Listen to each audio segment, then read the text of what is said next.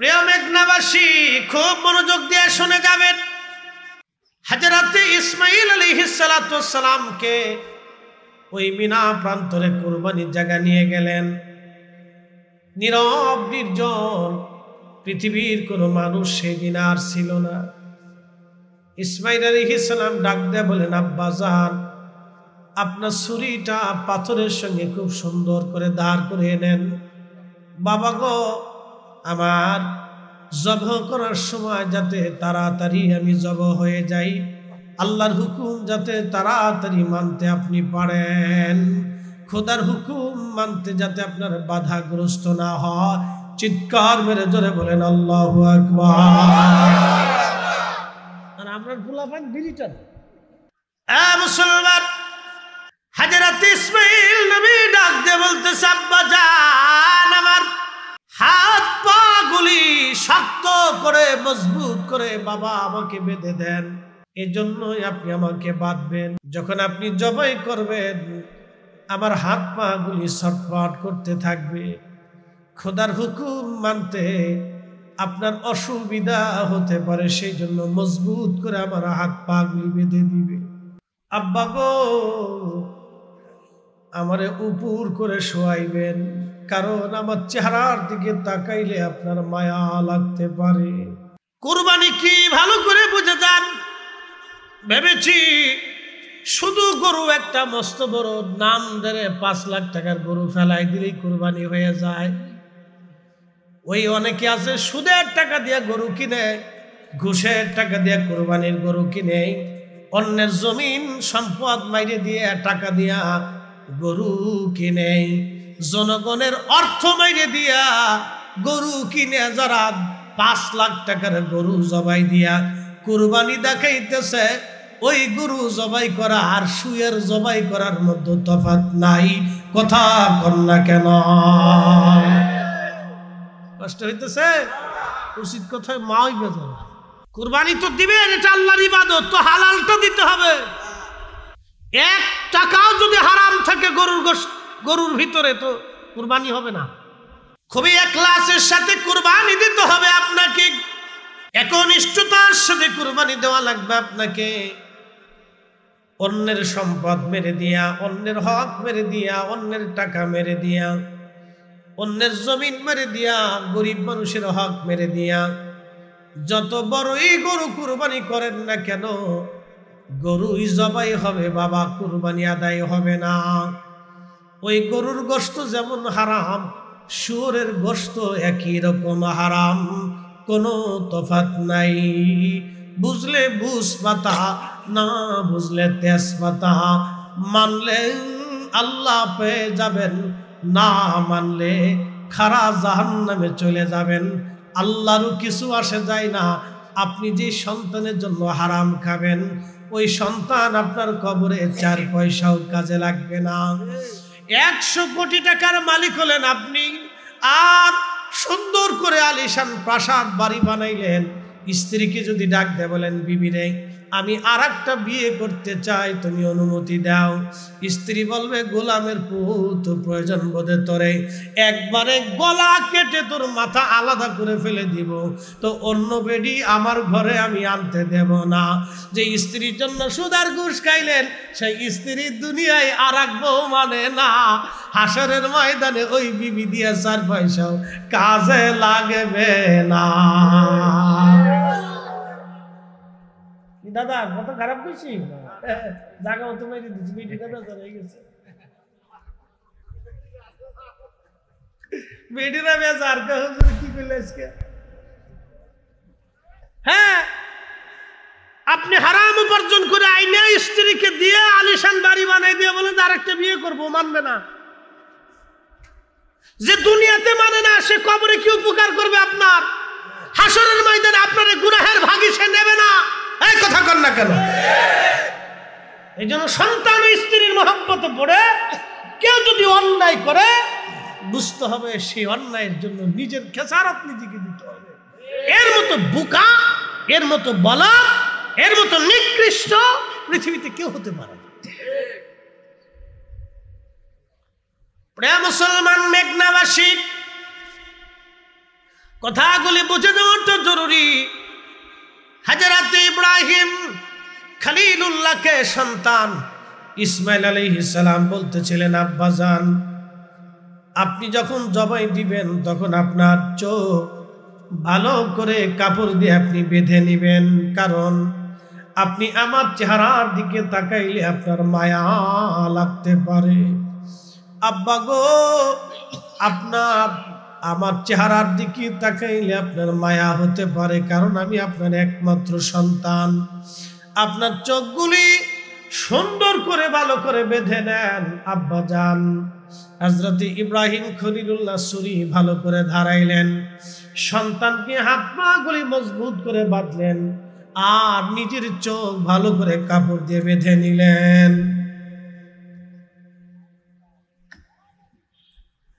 খোদার হুকুম পালনের জন্য বিসমিল্লাহি আল্লাহু আকবার বলে যখন ছুরি মাথার উপর থেকে ইসমাইল আলাইহিস সালামের গলার দিকে নামাইতেছিলেন, জিবরাইল ডাক দিয়ে বললেন, নবী গো, ওই সময় আমি সিদরাতুল মুনতাহার পাশে ছিলাম। আল্লাহ ডাক দিয়ে বলেন, জিবরাইল তাড়াতাড়ি যাও, জান্নাতের মধ্যে একটা দুম্বা আছে, 40 বছর ধরে জান্নাতের ঘাস পাতা তরুলতা পাতা খেয়ে বড় হচ্ছে, ওই দুম্বাটা নিয়ে আমার ইসমাইলকে ছুরির নিচ থেকে সরাইয়া আমার খলিলের ছুরির নিচে জান্নাতের দুম্বা তুমি চালাইয়া দাও, আমার ইসমাইলের যাতে কষ্ট না হয়। চিৎকার মেরে জোরে বলেন আল্লাহু আকবার। আল্লাহ কি সম্পদ চায় না মন চায়? টাকা চায় না মন চায়? দিল চায়। আল্লাহ looks not to your figures and health. মানুষের সৌন্দর্য চেহারার দিকে আল্লাহ তাকায় না। এটা দিয়ে আল্লাহ দিয়ে দুনিয়াতে পাঠিয়েছে। আল্লাহ এগুলোর মুখাফিক কিনা? আল্লাহু সামাদ, কারো মুখাফিক কিনা? আল্লাহ looks to your heart, তোমার কালবের দিকে আল্লাহ তাকায়। কালব, এজন্য আমার পীর ও মুর্শিদ কালবের মধ্যে আগে সবক দিছে। কি কথা কন না কেন? সবক কোন জায়গা? সবক কোন জায়গা? সবক কোন জায়গা? সবক ছিল কালবিক, জায়গা মতো সবক দিয়েছে, জায়গা মতো সবক দিয়েছে কালবে সবক। এই জন্য কাল কাল কাল আল্লাহ বলছেন, ইয়া আইয়াতুহান নাফসুল মুতমাইন্না তুরজিই ইলা রাব্বিকি রাদিয়াতাম মারদিয়া। এ নফসে মুতমাইন্না, তুমি আমি আল্লাহর সন্তুষ্টির দিকে তুমি চলে আসো। এ নফসে মুতমাইন্না, তুমি জীবনে হারাম খাও নাই, অকাম করো নাই, কুকাম করো নাই, মানুষ ঠকাও নাই, এই মানুষের কবরে হক নষ্ট করো নাই, অন্যের ক্ষতি করো নাই, অন্যের হক মেরে দাও নাই, ভাই বোনের হক মারো নাই, প্রতিবেশীর কষ্ট দাও নাই। ও নফসে মুতমাইন্না, নামাজ ছাড়ো নাই। আমি আল্লাহ এবং আমার রাসূলের গোলামি করে করে তুমি আসছো।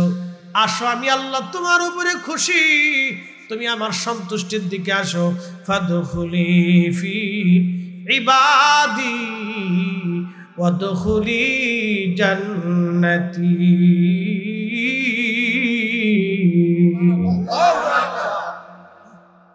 তুমি আমি আল্লাহর সন্তুষ্টির দিকে আসো, আমার জান্নাতে চলে আসো, আমার জান্নাতে চলে আসো।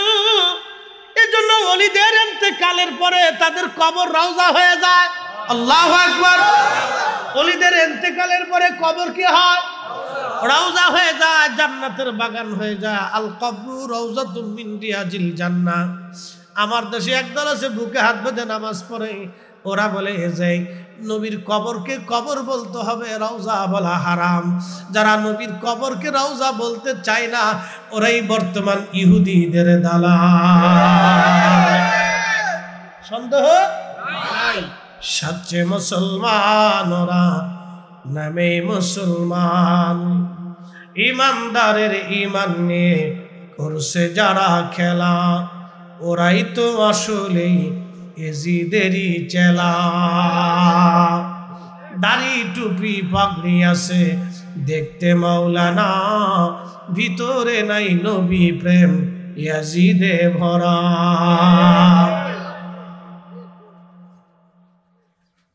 একটু চিন্তা করেন তো, আমার নবীর উপরে কালেমা করার কারণে, নবীর সুন্নত মানার কারণে উম্মতের কবর যদি রওজা হয়, বুঝেন নাই?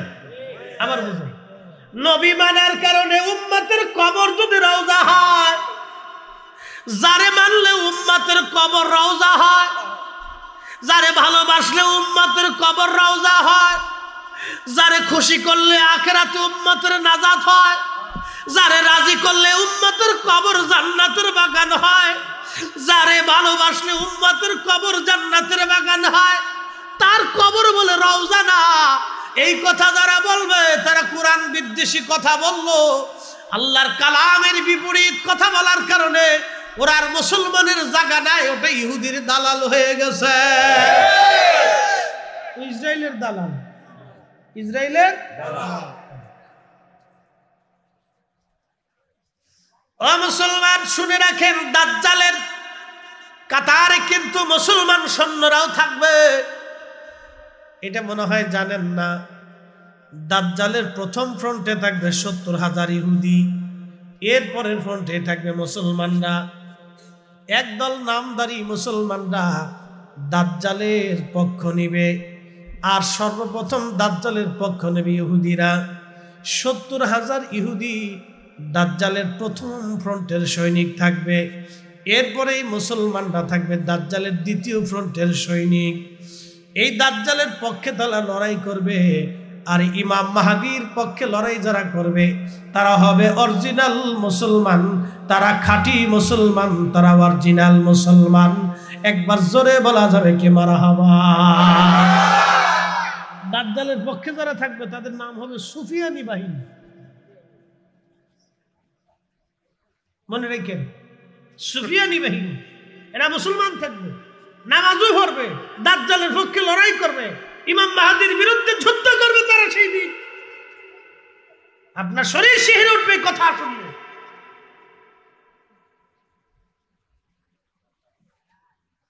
এই জন্য আল্লাহর ওলিদের পক্ষে থাকা ভাগ্য। কথা কর না, আল্লাহর ওলিদের পক্ষে থাকা ভাগ্য, তাকদীর, বুলন্দি নসিব। প্রিয় মেঘনাবাসী, জিবরাইল ডাক দিয়ে বলল, হুজুর, জান্নাতের ভিতর থেকে, সিদরাতুল মুনতাহা থেকে, জান্নাতের ভিতর থেকে দুম্বা নিয়ে দুনিয়ার বিনা প্রান্তরে ইব্রাহিম খলিলুল্লাহর ছুরি ইসমাইলের গলার আগে পড়ার আগে আল্লাহর জবিহুল্লাহ ইসমাইলকে সরাইয়া আমি খোদার খলিলের ছুরির নিচে দুম্বাখানা চালায় দিলাম। জোরে বলবেন কি সুবহানাল্লাহ। সিদরাতুল মুনতাহা থেকে জান্নাত হয়ে মিনা প্রান্তরে জিব্রাইলের আসতে ছুরি পড়তে পড়তে কত ঘন্টা লাগে ছুরি পড়তে? বিসমিল্লাহি আল্লাহু আকবার। ছুরি উপর থেকে ইসমাইল আলাইহিস সালাতুস সালামের গলা পর্যন্ত যাইতে যত সময়ের দরকার, এই সময় সিদরাতুল মুনতাহা থেকে জান্নাতে দুম্বা নিয়ে মিনা প্রান্তরে জিব্রাইলের আসতে সময় লাগলো মাত্র 1 সেকেন্ড। 600 পাখার একটা পাখা ব্যবহার করলো, বাকি 599 পাখা ব্যবহার করা লাগে নাই জিব্রাইল আলাইহিস সালামের।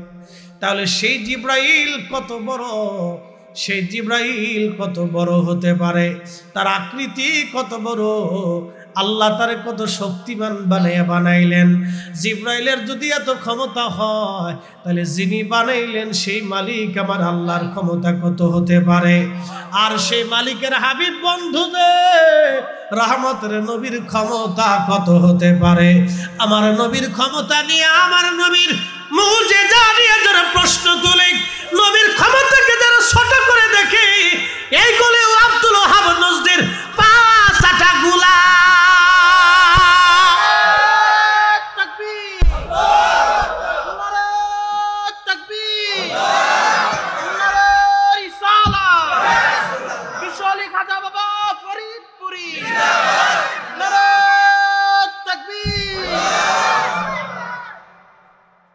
ওই নামই আমার মালা,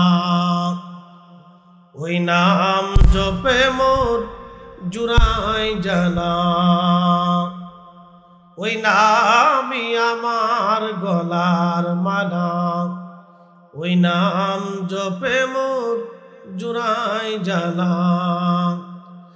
আমার সব ভুল হবে না পেলে ওই, আমার সব ভুল হবে না পেলে ওই চরণ তলে ঠাই। ওই নামের মাঝে কি যেন এক শান্তি খুঁজে পাই। আমি বিভোর হয়ে রসুল নামের দুরুদ পড়ে যাই। ওই নামের মাঝে কি যেন এক শান্তি খুঁজে পাই। ওই নামের মাঝে কি যেন এক শান্তি খুঁজে পাই। আল্লাহুম্মা সাল্লি আলা সাইয়্যিদিনা ওয়া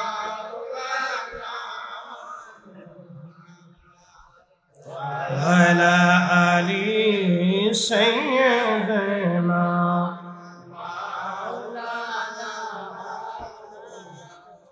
লা ইলাহা ইল্লাল্লাহ, লা ইলাহা ইল্লাল্লাহ, লা ইলাহা ইল্লাল্লাহ মুহাম্মাদুর রাসূলুল্লাহ।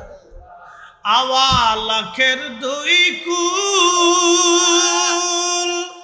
হাবিবুল্লাহ সৃষ্টির মূল, ঠিক কিনা? আওয়ালাখের দুই কুল হাবিবুল্লাহ সৃষ্টির মূল। সে নবীজির কদমদার, সেই নবীজির কদমদার কালবে আল্লাহর জিকির কর। লা ইলাহা ইল্লাল্লাহ,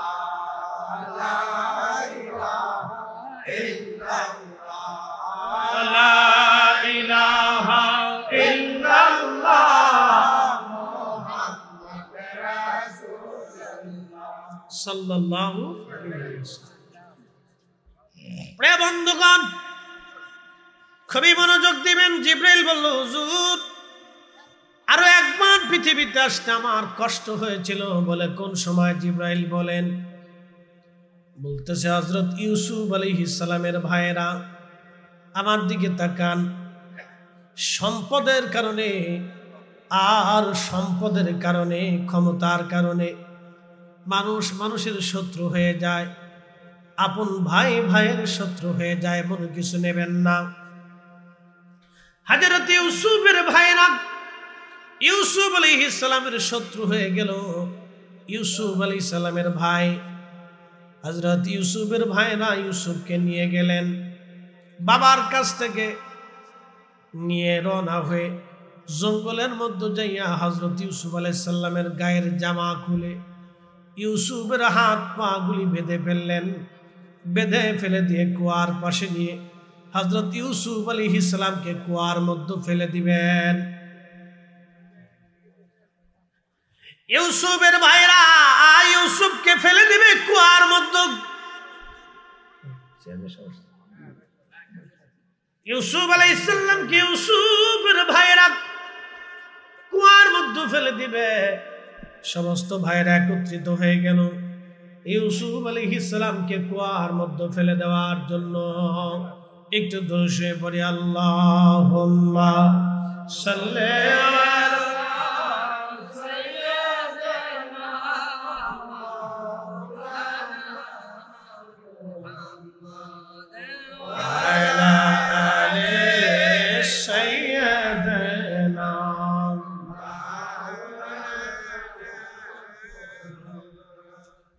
আমরা বলি আলহামদুলিল্লাহ।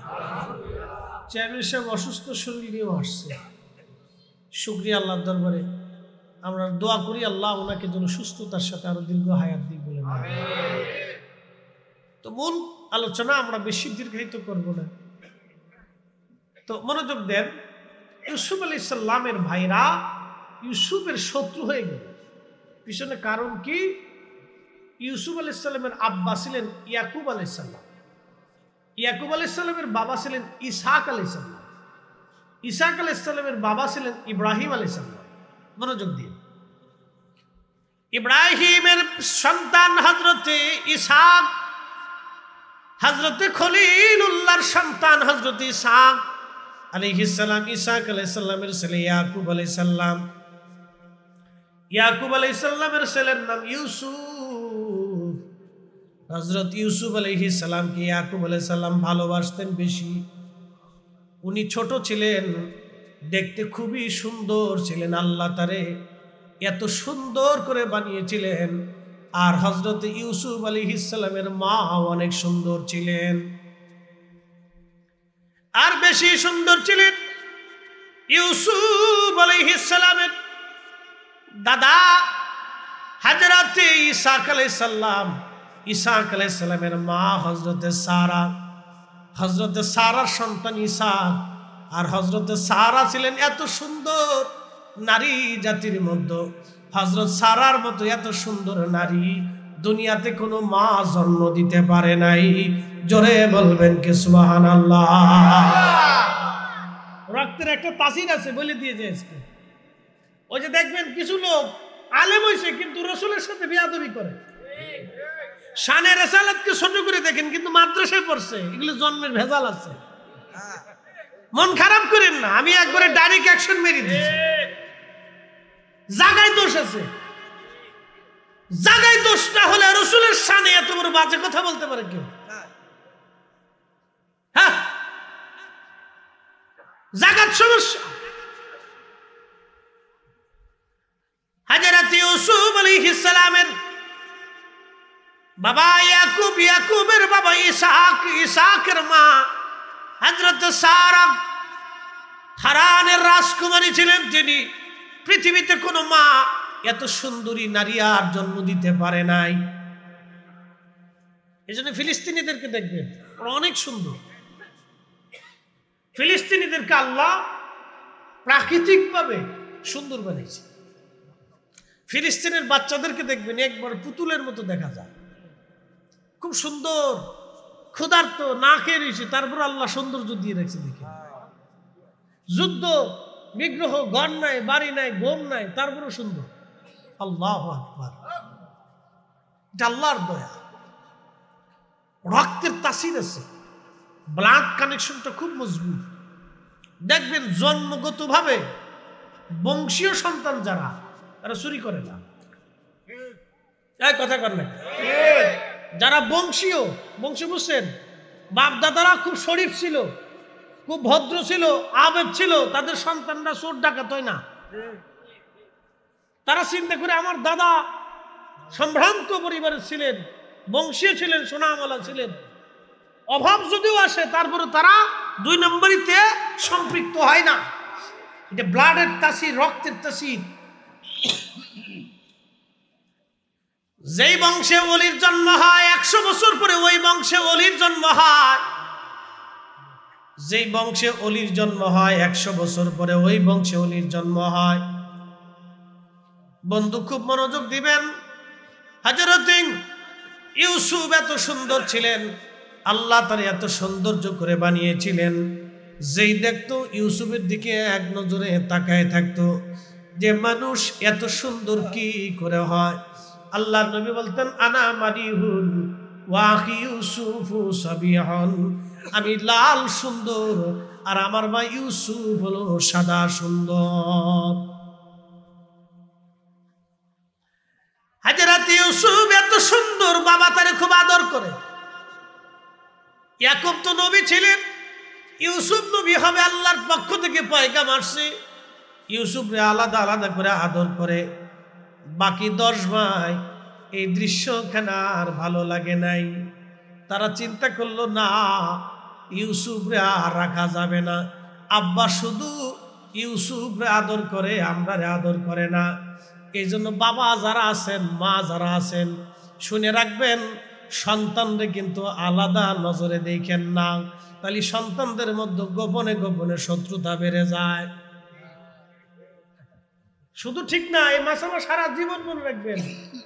আপনি দেখবেন কারো যদি 3টা বাচ্চা হয়, 2টা বাচ্চা হয়, তো বড় বাচ্চা, একটা বাচ্চা হয়েছে তার বয়স 6 মাস, ওরে বেশি বেশি আদর করলে বড় বাচ্চাটার একটু মন খারাপ লাগে। এই জন্য ওরা আদর করলে ওরও সমান তলে আদর করবেন, নাহলে হিংসা করবে যে ওরে খালি আদর করে, আমার মা আদর করে না। বুঝতে পারছেন? এগুলি আমাদের বাচ্চাদের দোষ না, এটা সৃষ্টিগতভাবে আল্লাহ রাব্বুল আলামিনের এক মহা পরিক্রমা। এটা বোঝা বড় মুশকিল। ইউসুফ আলাইহিস সালামের ভাইরা হিংসা করে বসলো, যার ইউসুফের দুনিয়াতে রাখা যাবে না। চিন্তা করতে পারছেন কি পরিকল্পনা করে বলছে? দুনিয়াতেই রাখা যাবে না, তো আব্বা খালি ওরে ভালোবাসে। এই জন্য আপনারা যারা বাবা আছেন, সন্তানদেরকে সমান তালে দেখবেন, কোন রকম ডান বাম করবেন না। মাছ একবারে সমান ভাগে ভাগ করবেন, খাওয়ার সময় সমান তালে দিবেন, কাপড় চোপড় সমান তালে, টাকা পয়সাও সমান তালে, আদর যত্ন সমান তালে, নাহলে হিংসা করবে, মনে মনে হিংসা করে বসবে। হযরত ইউসুফ আলাইহিস সালাম ভাইরা বাবার কাছ থেকে ফুসলে বাবারে বুঝে বুঝে নিয়ে চলে গেল ইউসুফ রে কুয়ার মধ্যে নিয়ে যাইয়া। হযরত ইউসুফের হাত পা গুলি বেঁধে ইউসুফকে কুয়ার মধ্যে ফেলে দেয়। ইউসুফ ডাক ডাকা, ভাইরা রে, আমাকে জানায় মেরে ফেলে দিও না, আমারে অন্য কোথাও দিয়ে দাও। কোনোদিন আমি ভাইয়ের পরিচয় নিয়ে আর তোমাদের মাঝে যাব না, আমাকে মেরে ফেলে দিও না, আমাকে বাঁচায় রাখো। তো সবার যে বড় ভাই ছিল, সবার বড়, এরা আবার একটু দয়া মায়া বেশি। মনে রাখেন, সবার বড় ভাই, যে বড় ভাই হোক বড় বোন হোক, এটার একটু দয়া মায়া একটু বেশি থাকে।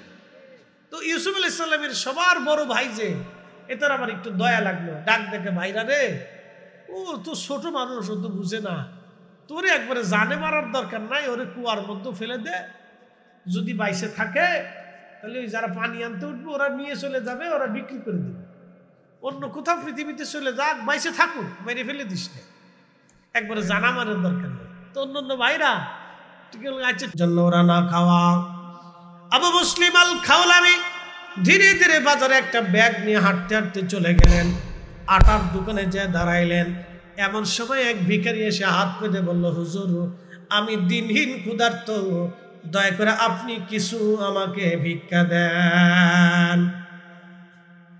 কোরআন বলল, আম্মাস-সাইলা ফালা তানহার, নবী উম্মতকে শিখান, কোন ভিখারিকে আপনি ধমক দিবেন না, কোন ভিখারিকে তাড়াইয়া দিবেন না। আমাদের দেশে অনেকে ভিখারিকে ধমক দিয়ে পাঠায়, কুত্তার মতো সেন্টি দিয়েন না। আল্লাহ ভিখারি বানাইতে 1 সেকেন্ডও লাগে না। কথা কর না, জোরে বলেন। আমার এলাকায় এক অনেক বড় ধনী, কয়েকশো বিঘা সম্পত্তির মালিক ছিল, কয়েকশো বিঘে, বুঝছেন? আমাদের অঞ্চলে ফরিদপুরে 26 শতকে 1 পাখি, 52 শতকে 1 বিঘা, সেই বিঘার হিসেবে কয়েকশো বিঘা সম্পত্তির মালিক ছিল। 80-90 দশকে দরবারে গরু নিয়ে মানুষ হেঁটে হেঁটে যাইতো, চাল ডাল মাথায় করে যেত। হেবেটায় চিন্তা করছে যে 28-20 সব যদি মেলা মিলাইতে পারে তা আমি পারবো। হ্যাঁ, বাস্তব ঘটনা আমার এলাকা, শোনাচ্ছি আজকে, আমিও মিলাইতে পারবো। তো বেড়া করছে কি, গরু 2 সাইডে মাইরে দিয়ে বাস মাহফিল সাজাই দিয়ে বিরাট বড় মেলা মিলিয়ে দিচ্ছে। 4-5 বছর ধরে খুব জমা জমছে। এ মনে করছে আমি খুব জিতে গেছি, বিরাট জিতছে। সে যদি এমনি মাহফিল করে তা অসুবিধা নেই, কিন্তু সে আল্লাহর ওলির সাথে পাল্লা দিতেছে। কি দিতেছে? কথা কর না, কি দিতেছে? আমরা কিছু মুফতি সাহেবরাও পাল্লা দিবার চাই। শিরিক বিদআত আছে, শিরিক বিদআত বের হয়ে যাবে না সময় মতো, দেখবে। মনোযোগ দেয়। তো পাল্লা দিতেছে লোকটা, সে যদি এমনি করে তো অসুবিধা নেই, কিন্তু পাল্লা দিচ্ছে যে উনি যদি পারে তো আমি পারতাম না কেন? তো 5-7 বছর খুব মিলিল, গরু টরু দিয়ে বস বিরাট বড় মজমা মিলিয়ে দিয়েছে। আল্লাহ যে সময় ধরে, শোনেন, আল্লাহ যখন মানুষের কাছ থেকে কেড়ে নেয়, সে চারদিকে শুধু অন্ধকার দেখে। যাওয়ার সময় লাগে না, এটা শুধু চলে যায়, ধরে রাখতে পারে না। আল্লাহ যখন আপনার কাছ থেকে কেড়ে নিবে, আপনি ধরে রাখতে পারবেন না, শুধু চলে যাবে। কয়েক বছরের ভিতরে কয়েকশো বিঘা সম্পত্তি বেচতে ভিখারি হইয়া আমাদের কানাইপুর স্ট্যান্ডে ভিক্ষা করতে, আমাদের এলাকায় ভিক্ষা করতে করতে গাড়ির নিচে পড়ে মরে গেল, শেষ। ওলির সাথে পাল্লা দিলে যাহা ওয়াইনসালানি লাউতান্নাহু ওয়ালাইস্তাদানি লাউইদান্নাহু। মালিক বলেছেন, আমার এই সমস্ত আমার মাশুকগুলি, আমার আশিকগুলি, আমার পাগলগুলি, যারা আমি আল্লাহকে খুশি করেছে, এরা যা যাবে আমার আসমানের দরজা তাদের জন্য খোলা থাকবে। চাইতে দেরি হবে, আমি রামের আসমান থেকে যেতে দেরি হবে না। একসাথে বলা যাবে আল্লাহু আকবার।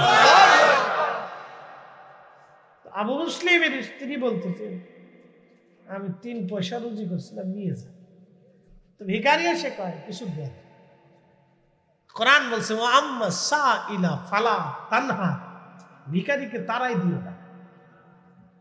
আবু মুসলিম চিন্তা করতেছে, 3টে পয়সা আছে, আর তো পয়সা করি না, তাও বউয়ের কামাই, যদি ভিক্ষুকরে দিয়ে দিই, বাজার সাথে বাইক না নি, তা আজকে তুফান উঠবে না। চিন্তা করলো কিভাবে তাড়ানো যায়। ভিক্ষুকরে তার তাড়ানো যাচ্ছে না, নাও করা যাচ্ছে না। আবেদ ছিল, জাহিদ ছিল, উনি আস্তে করে আর এক দোকানে গেছে। তো কিছু ভিখারি আছে দেখবেন 5 ছাড়ে না দেওয়া পর্যন্ত খালি 5 ঘুরতে থাকে। তো এই ভিখারি ওইরকম ভিখারি 5 ঘুরতেছে, 5 ছাড়তেছে না। আজকে হযরত আবু মুসলিম আল খাওলামি অন্য দোকানে যাওয়ার পরে তিনি পিছে পিছে রওনা হলেন। ভিখারিও পিছে পিছে যায়, আবু মুসলিমের পাশে যায়, আবার বললো, হুজুর আমার কিছু ভিক্ষা দেন। আবু মুসলিম চিন্তা করলো, কোরআন বলেছে ভিখারিকে খালি শূন্য ফেরাই দিতে আল্লাহ নিষেধ করেছেন। 3টা পয়সা ভিখারিকে দিয়ে দিলেন, তিনি যাও। ভিখারি চলে গেল। চিন্তা করলেন, হাই রে, বিবির পরিশ্রমের পয়সা, 3টা পয়সা আমি দিয়ে দিলাম ভিখারিকে। আজকে যদি বাজার না নেই, তাহলে স্ত্রী তো বেজার হবে, ঘরের মধ্যে যুদ্ধ বেঁধে যাবে। আজ কি করা যায়? আবু মুসলিম আল খাওলামি চিন্তা করলো, সব ব্যবস্থার ফয়সালার মালিক আল্লাহ। উনি যে ব্যাগ আনছিল, এই ব্যাগটা নিয়ে উনি বাজার থেকে বের হওয়ার সময় ওই যে কাটে দেখবেন, কাঠের গুঁড়া সুরকি বের হয়, এই গুঁড়াগুলি ব্যাগের মধ্যে ঢুকাইছে, আর কিছু বালি ব্যাগের মধ্যে ঢুকাই দিয়া ব্যাগের বস্তার মুখ সুন্দর করে দড়ি দিয়ে বেঁধে আস্তে করে ঘরের দরজার সামনে নিয়া সালাম দিয়ে ঘরের দরজা টোকা দিয়া ঘরের দরজার সামনে ওই ভুসি আর ওই বালির বস্তাটা রেখে দিয়ে আবু মুসলিম আল খাওলামি রাহমাতুল্লাহ আলাইহি খুদার ঘর মসজিদে এসে নামাজে দাঁড়ায় গেছে। একবার জোরে বলবেন মারহাবা। আল্লাহর কোরআন বলল, ইয়া আইয়ুহাল্লাযীনা আমানুস্তাঈনু বিস-সাবরি ওয়াস-সালাহ।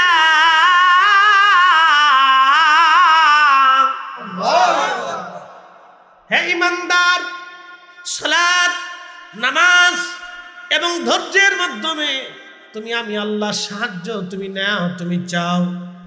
আবু মুসলিম আল খাওলামি নামাজে দাঁড়ায় গেলেন। ওই যে বানুয়ার কাঠের গুঁড়ার বস্তা রেখে দিয়ে আবু মুসলিম আল খাওলামি চলে আসছে। জোহরের নামাজ পড়লেন, আসরের নামাজ পড়লেন, মাগরিবের নামাজ পড়লেন, এশার নামাজ পড়লেন। ইমাম জৌজি লিখতেছেন, আবু মুসলিম বাড়ি যাইতে ভয় পায়, স্ত্রীর বালি দিয়ে আসলাম, কাঠের গুঁড়া দিয়ে আসলাম, এখন যদি বাড়ি যায় না জানি কি যুদ্ধ বাধায় দেয়। চিন্তা করে করে এশার নামাজের পরে বাড়ি গেলেন, দরজায় টোকা দিয়ে সালাম দিলেন। আহা, সালাম দেওয়ার সঙ্গে স্ত্রী দরজা খুলিয়া বলল, স্বামী রে, কোথায় ছিলেন সারাদিন? আপনার জন্য সকালবেলা রুটি বানিয়ে বসে রয়েছি আমি। আবু আজকে সারাদিন খাই নাই, আপনি আসবেন তারপরে আমি খাবো। আপনার জন্য বসে রয়েছি রুটি বানাইয়া। আবু মুসলিম ডাক ডাকে, বিবি রে, রুটি পাইলা কোথায়, আটা পাইলা কোথায়? কেন আটা পাবো না? আপনি তো নিজেই বস্তা ভরে আটা আমার বাড়ি দিয়ে গেছে। স্বামী, এত মজার আটা জীবনে কোনোদিন আমি পাই নাই। এত দামি আটা, এত মজার আটা যেই দোকান থেকে আনছেন, আগামীকাল থেকে এই দোকানেই বাজার করবেন। এই দোকানের আটা খুব ভালো। আবু মুসলিম চোখের পানি ছেড়ে দেখা দেখা, হা বিবি রে, এই দোকানের আটাই মজার আটা। এই দোকানদারও বিরাট দোকানদার, এই মালিকও বিরাট মালিক। চিৎকার মেরে জোরে বলেন আল্লাহু আকবার। ওরে মানুষ বানাইছে আল্লাহ প্রেমের কারণে, মানুষ বানাইছে আল্লাহ প্রেমের কারণে। প্রেমের ডোরি বান্দরে মদিনার শনে, আইরে প্রেমের ডোরি বান্দরে। আল্লাহ বানাইলেন কত জাতি, হইল না তার প্রেম প্রীতি, ঠিক কিনা? আল্লাহ বানাইলেন কত জাতি, হইল না তার প্রেম প্রীতি। অবশেষে মানুষ বানায়, অবশেষে মানুষ বানায় প্রেমের কারণে। প্রেমের ডোরি বান্দরে মদিনার শনে, হায়রে প্রেমের ডোরি বান্দরে মুর্শিদের শনে। আল্লাহুম্মা সাল্লি আলা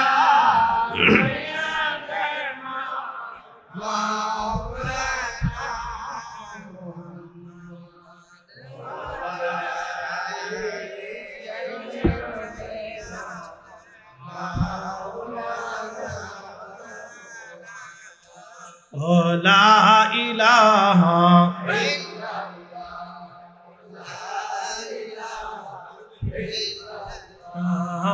লা ইলাহা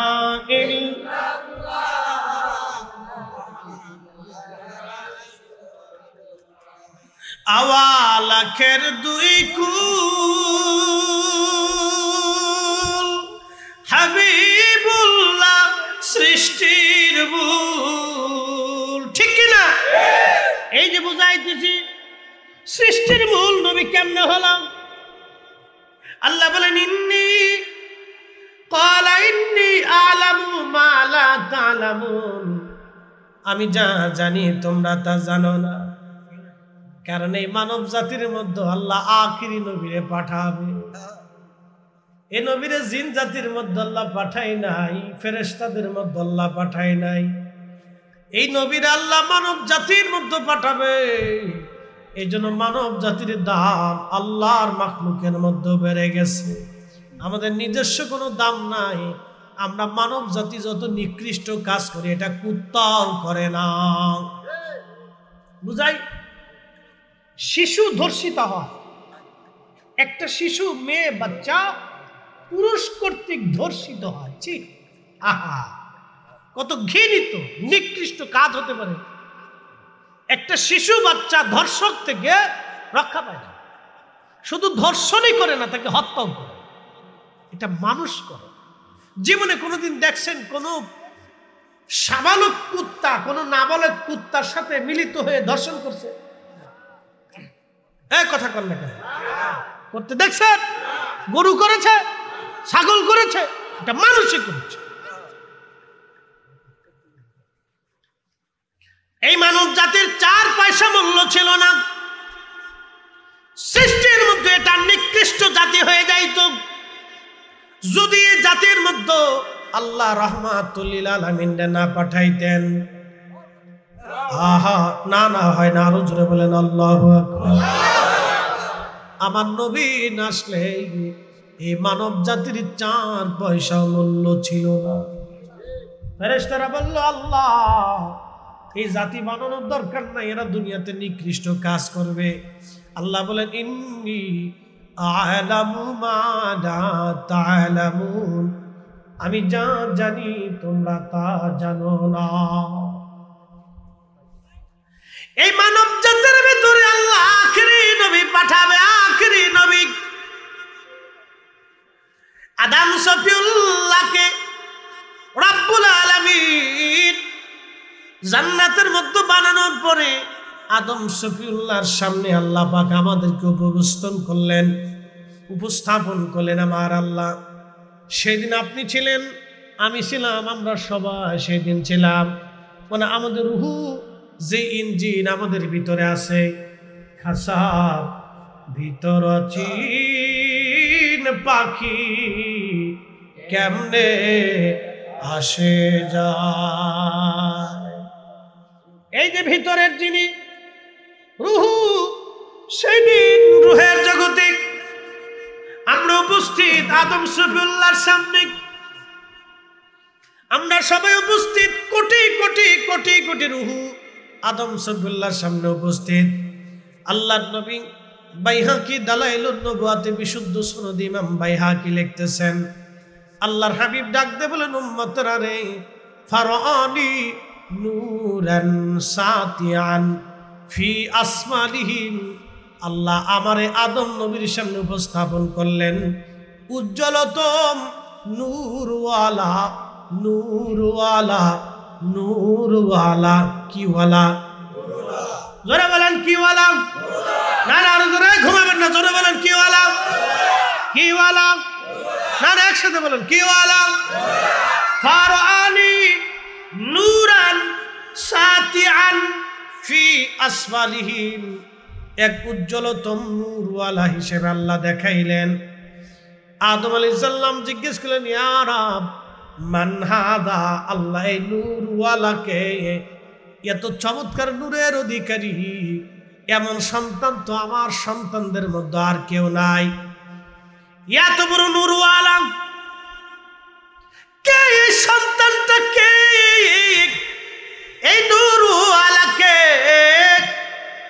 আল্লাহ ডাক দিলেন, আদম হাদা ইবনুকা আহমদ, ইনি তোমার সন্তান মুহাম্মদুর রাসূলুল্লাহ সাল্লাল্লাহু আলাইহি ওয়াসাল্লাম। চিৎকার মেরে জোরে বলেন আল্লাহু আকবার। কি ওয়ালা? বাবা আদম কি ওয়ালা? মাটিওয়ালা। বাবা আদম কি ওয়ালা? ছেলে আমাদের নবী রাহমাতুল্লিল আলামিন কি ওয়ালা? বাবা কি ওয়ালা? এইখানেই হলো পার্থক্য। এই সূত্রটা বুঝতে না পেরিয়া আমাদের দেশের গোলে মালে তালে, গোল তালে মালে গোলে, গোলে মালে তালে, তালে মালে গোলে, গোলে মালে তালে, তালে মালে গোলে, একবারে খিচুড়ি পাকে দিচ্ছে। আদম নবী মাটিওয়ালা, আমাদের নবী তখনও নূরওয়ালা। একসাথে বলবেন আল্লাহু আকবার। আদম নবী কি ওয়ালা? আমাদের নবী তখন কি ওয়ালা? এই নূরওয়ালাই দুনিয়াতে আসছে মাটিওয়ালাদের ভিতর দিয়ে। বলে কি করে সম্ভব? ইন্নামা ইদা আরাদা শাইআন আইয়াকুলা লাহু কুন ফায়াকুন, আল্লাহ যেমনে চায় এমনি হবে। আল্লাহর চাওয়া আর পাঠানোতে আমাদের কোনো কৈফিয়ত নাই, কোনো বক্তব্য নাই, কোনো কথা নাই, কোনো মানে মন্তব্যও নাই। আল্লাহ যেভাবে দিয়েছে এভাবেই হয়েছে। কথা কান না, ঠিক কিনা? আদম আলাইহিস সালাম কি ওয়ালা?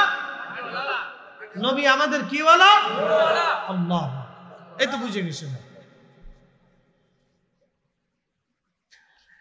আল্লাহ ডাক দিলেন আদম। এই নবীর আরো পরিচয় হচ্ছে হুয়াল আউয়াল, হুয়াল আউয়াল।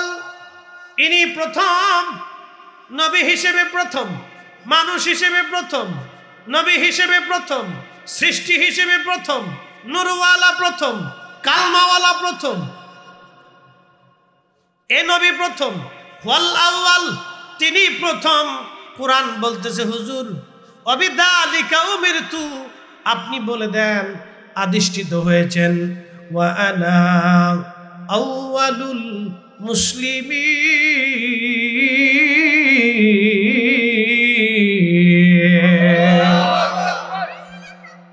পাইলে নিরালাই গো নবী, পাইলে নিরালাই, বলেন পাইলে নিরালাই গো নবী, পাইলে নিরালাই।